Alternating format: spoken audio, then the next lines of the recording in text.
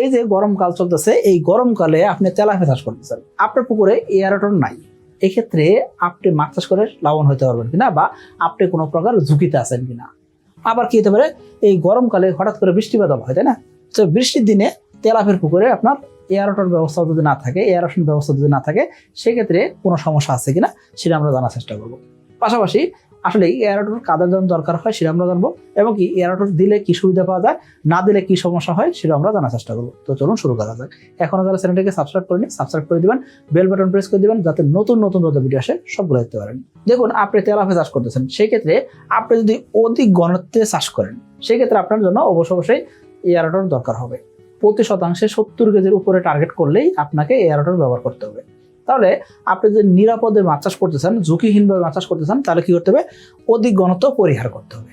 যদি অধিক ঘনত্ব পরিহার করেন, অর্থাৎ 70 কেজি মাছ উৎপাদন করবেন শতাংশে, তাহলে আপনার পুকুরে এয়ারটন ছাড়াই আপনি অনায়াসে তেলাপিয়া চাষ করে উৎপাদন করতে পারবেন, কোনো প্রকার এয়ারটন দরকার হবে না। এখন আপনি বলতে পারেন, ভাই আমি অধিক ঘনত্ব যদি চাষ করি, সেই ক্ষেত্রে দেখুন আপনার পুকুরে এয়ারটন আছে, কিন্তু টানা 3 দিন বৃষ্টি হয়েছে বা ঝড় তুফান হয়েছে, আপনার এলাকায় বিদ্যুৎ চলে গেছে, এই ক্ষেত্রে আপনি তো বিপদে পড়ে যাবেন। এই জন্য বলবো, অবশ্যই অধিক ঘনত্ব পরিহার করে প্রতি শতাংশে 70 কেজি মাছ উৎপাদন করা যায়, এরকম টার্গেট করে আপনি তেলাপিয়া চাষ করেন, সেক্ষেত্রে আপনার পুকুরে কোনো প্রকার এয়ারটন লাগবে না।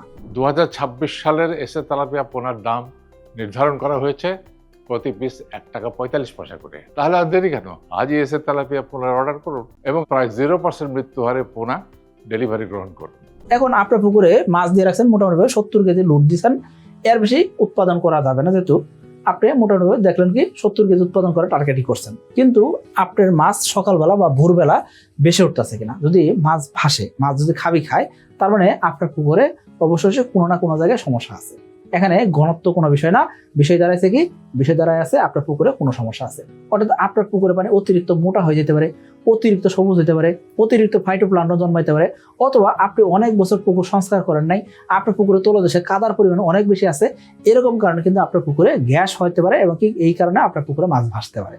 তার মানে শুধুমাত্র ঘনত্বের কারণে মাছ ভাসতেছে এরকম না, আপনার অন্যান্য সমস্যাগুলো খেয়াল করতে হবে। সো আপনার পুকুরে পানি যদি অতিরিক্ত মোটা হয়, সেক্ষেত্রে অবশ্যই কি করতে হবে, পানি বদলানোর ব্যবস্থা রাখতে হবে। অতিরিক্ত শ্যাওলা হলে সেগুলো কমাইতে হবে, এবং কি খাবারের পরিমাণ কমাই দিতে হবে। যদি দেখেন কি মাছ খাবি খাইতেছে, মাছ ভাসতেছে, সেই ক্ষেত্রে এই ব্যবস্থাপনাগুলো আপনাকে করতে হবে। এখন আপনি দেখলেন কি আপনার পুকুরে মাছ হঠাৎ করে বেশি উঠছে অথবা মাছ মারা যাইতেছে, এই ক্ষেত্রে আপনার করণীয় কি, আপনার করণীয় হলো মাছের ঘনত্ব কম রাখা। মাছের ঘনত্ব আপনি 70 কেজি সর্বোচ্চ টার্গেট করছেন, এর বেশি টার্গেট করা উচিত না। এখন কিছু কিছু তেলাপিয়ার ক্ষেত্রে দেখা যায় কি 70 কেজি উৎপাদন করা যায় না শতাংশে, কারণ কি নিম্নমানের তেলাপিয়া, এই ক্ষেত্রে আপনার মাছ ভাসতে পারে, মাছ খাবি খাইতে পারে, এবং মাছের রোগ ব্যাধি হইতে পারে। মাছ কি রোগে মারা গেছে নাকি স্ট্রোক করে মারা গেছে, সেটা আপনাকে দেখতে হবে।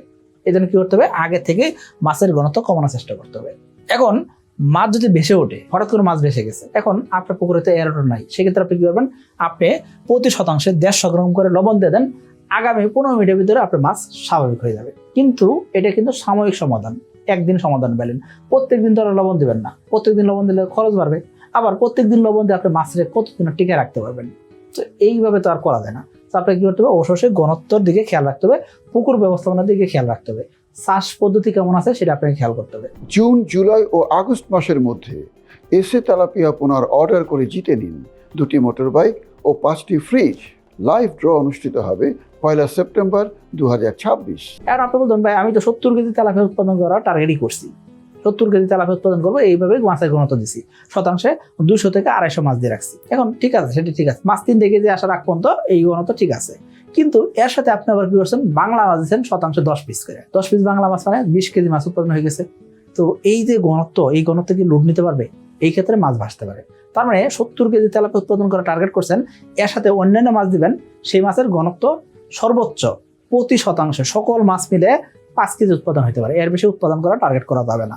আশা করি আপনাকে বলতে পারছি। যদি আপনার পুকুরে মাছ খাবি খায়, মাছ ভাসে, সেক্ষেত্রে কি করবেন, পানির জল পাম্প আছে, পানির পাম্প যায় আছে, এই পাম্প দিয়ে পুকুরের পানি আবার পুকুরে ফেলবেন, যেই পুকুরে পানি তুলতেছেন ওই পুকুরের পানি আবার ওই পুকুরে ফেলবেন, এতে করে একটা স্রোত তৈরি হবে, এতে করে মাছের জন্য বাড়তি অক্সিজেনের ব্যবস্থা হবে। অথবা আপনি কি করতে পারেন, ডিজেল চালিত যে পাম্পগুলো আছে সেই পাম্প দিয়েও কি করতে পারেন, পুকুরে পানি আবার পুকুরে ফেলতে পারেন। বিভিন্ন চাইনা পাম্পগুলো পাওয়া যায়, সেচ পাম্প পাওয়া যায়, সেই পাম্প দিয়ে আপনি এই ব্যবস্থা দিতে পারেন।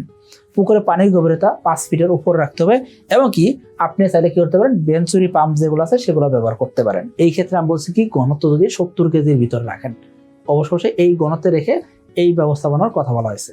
অর্থাৎ আপনার পুকুরে বড় এয়ারটর দান নাই, আপনি বেঞ্চুরিয়া পাম্প দিয়ে আপনি কিন্তু একটা স্রোত তৈরি করতে পারতেছেন।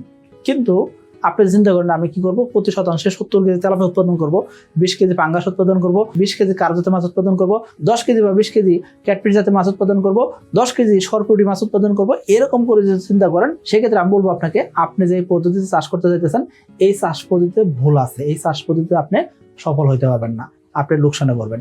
আশা করি বুঝতে পারছি। তার মানে বোঝা যাচ্ছে যে অতিরিক্ত গরম পড়ছে বা অতিরিক্ত বৃষ্টি হইতেছে, এই সময় আপনার পুকুরে এয়ারটর নাই, কোনো সমস্যা নাই, আপনি প্রতি শতাংশে 70 কেজি করে তেলাপিয়া উৎপাদন করার টার্গেট করছেন, অন্যান্য সকল মাছ মিলে আরো 5 কেজি উৎপাদন করার টার্গেট করছেন, ইনশাল্লাহ আপনার মাছ সুস্থ সবলভাবে বেড়ে উঠবে, আপনার পুকুরে এয়ারটর ছাড়া আপনি চাষ করতে পারবেন। জুন, জুলাই ও আগস্ট মাসের মধ্যে এসে তেলাপিয়া পোনা অর্ডার করে জিতে নিতে পারেন 2টি মোটর বাইক ও 5টি ফ্রিজ।